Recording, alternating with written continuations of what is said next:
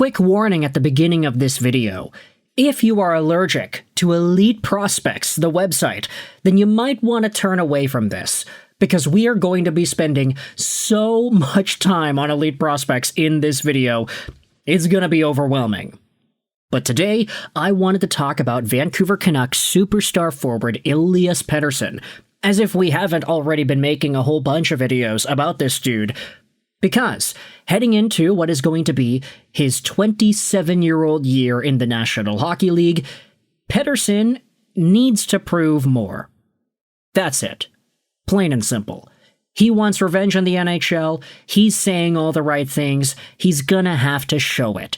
I don't know if Vancouver Canucks fans are fully believing in what it is that he's talking the talk out there, until they actually see him on the ice scoring points and doing what it is that we know he can do. Pettersson's making $11.6 million a year till the end of 2031-2032, and for a guy who only produced 45 points last year, that's not good enough. 102 points in 22-23, 89 points in 23-24. Admittedly, the point production actually was pretty good the previous year, even though he fell off a cliff in the second half of the campaign. He also only had 6 points in 13 playoff games. Lo and behold, Elias Pettersson needs to be better, but there still are some statistics that work well in his favor. Let's firstly go over onto JFresh, because they posted this tweet earlier in the week, August 10th, 2025, talking about how, when you consider all the discourse that surrounds this guy, it's interesting that Elias Pettersson's 5v5 chance numbers are more consistent than basically anybody in the league the past 7 seasons. Take a look at this. Elias Pettersson debuted in the NHL in 2018-19, and throughout the past 7 years, he has been almost right there in the same ballpark in 5v5 scoring chances, chance assists, and chance contributions. Aside 21-22, which was Pettersson's worst point production year per game-wise until the most previous season, this guy has been oddly consistent at being able to contribute to chances and contribute to chance assists. The Vancouver Canucks were simply a more productive and more chanceful team when Elias Pettersson was on the ice the past 7 years. And this will definitely go against some of the discourse that surrounds this guy, but it is something that should be noted. Now, the reason we are making this video is because of another tweet posted by Big Head Hockey that dives into some recent players with the most similar stat line by age for Elias Pettersson. Now, this is a very weird kind of analysis to go out there and talk about for a hockey player, but bear with me here, Big Head Hockey has the scoop. At 20 years old, Elias Pettersson had 66 points. The most recent comparable player with a similar stat line at the same age was Logan Cooley, who had 65 points at 20. At 21, Elias Pettersson had 66 points. The closest comparable player is Jack Eichel, who had 64 points. At 22, there isn't a comparison because Pettersson was injured for most of the year. But at 23, the closest comparable player is Rick Nash. He had 69 points compared to Petey's 68. At 24, you have Nikita Kucherov, who had scored 100 points at 24 compared to Petey, who had 102. At 25, you have Petey's 89 points, matching up to Ilya Kovalchuk's 91 points. And at 26 years old, the closest comparable player is Owen Nolan, who had scored 45 points to Petey's 45 points. Now, I don't discredit the idea that says, oh yeah, you could probably find another 26-year-old in the past few years who scored 45 points on a season. I think that's a very reasonable and attainable number for most NHL players, which is partly why it's so disappointing that Pettersson only had this amount of points. Owen Nolan is standing out because he happened to actually be a pretty good NHL player. He maxed out at 84 points in an NHL season with the Sharks.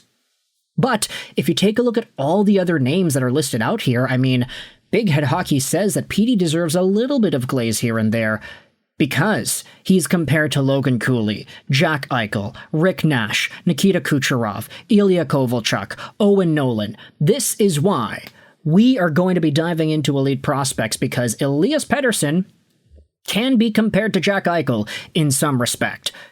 The season that is being compared here to is 21 years old. Eichel had 64 points, Pettersson had 66.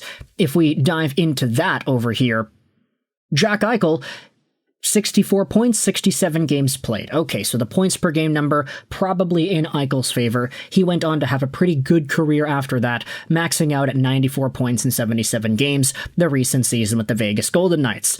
If we use the Elite Prospects comparison tool to compare Eichel and Pettersson, we will see that same season over here.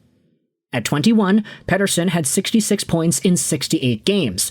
Eichel had 64 points in 67 games. Okay, I stand corrected. The points per game is actually really similar here. Pettersson also was over a point per game in what was the bubble playoffs that year. The season after Pettersson was injured, Eichel had an 82-point campaign, so everything was looking really good for him. You can see the next few years kind of shape out the way that they did. At 23, Pettersson had 68 points in 80 games. Eichel, meanwhile, had 10 more points in 12 fewer games, 78 points in 68 games as the captain of the Sabres. But then, at 24, that's when Eichel got that surgery. He had 18 points in 21 games. Pettersson had 102 points in 80 games. This is a mark that Eichel has yet to accomplish. Now, if you dive into some of the other comparisons, Nikita Kucherov is a very difficult one because, of course, this guy is one of the best players in the NHL. He is one of the top scorers, and it's very difficult to say that anybody is going to be the next Kucherov. Alas, if you dive into the 24-year-old comparison, yeah, okay, Nikita Kucherov was already on pace to doing amazing things. He went from 66 points at 22 to 85 points in 23 and 100 points in 24, but Elias Pettersson went from 21 points to 68 points to 102.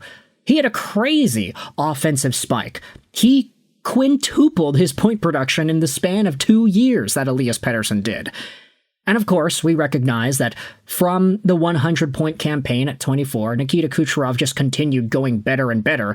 128 points to 85 to 0, and then becoming a multi-time 100-point scorer the years after. I mean, this guy is a total animal, Nikita Kucherov is. It's difficult to say that anybody is going to live up to that standard. But if you talk about some of the guys in the mid-20s here, Ilya Kovalchuk scored 91 points at 25. Petey had 89. Ilya Kovalchuk was not a slouch either. I mean, the guy was first overall for a reason. You take a look at what he was able to do in the NHL.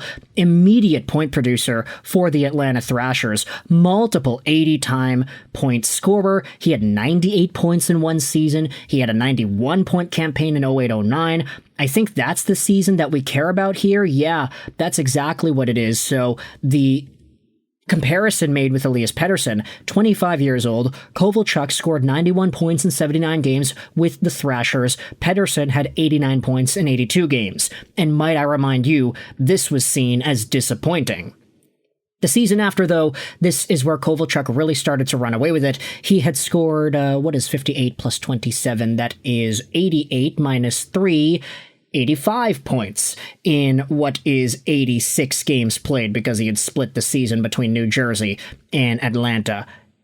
No, excuse me, 75 games played. I'm an idiot.